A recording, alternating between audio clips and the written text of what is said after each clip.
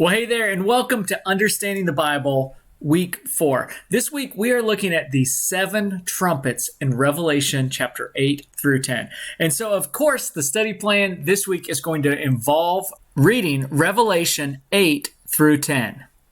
Just a quick recap. We started in week 1 by looking at a introduction to Revelation in a study Bible or study notes. Then in week 2, we read Revelation chapters 1 through 3.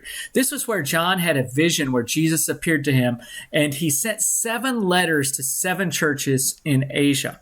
Then, last week, we read, starting in Revelation 4, how John was taken up in the Spirit into heaven, and he sees this heavenly throne room scene. God is seated on the throne. Around him are 4 angelic creatures and 24 elders, all worshiping God. John sees a scroll, and as he looks at it, he sees these 7 seals, and no one is there to open it. And then the Lamb that was slain appears and begins to open those seals. And so that's what last week was all about, these 7 seals. And if you remember, we actually didn't end with the 7th seal being open. We're going to see that this week at the beginning of the reading, in the very beginning of chapter 8. So the 7th seal is going to be open, and that's going to unleash 7 trumpets, what this is all about this week. But you've noticed we've had 3 groups of 7, and now they're starting to overlap. Things can get a little confusing, so I'm going to be doing something a little different in my study plan, and you may want to do it as well. I've been going through this at my own natural pace to kind of share with you how I would tackle a book of the Bible if I'm just reading through it. And so this is the point that I would say I need to outline this. It's getting too confusing.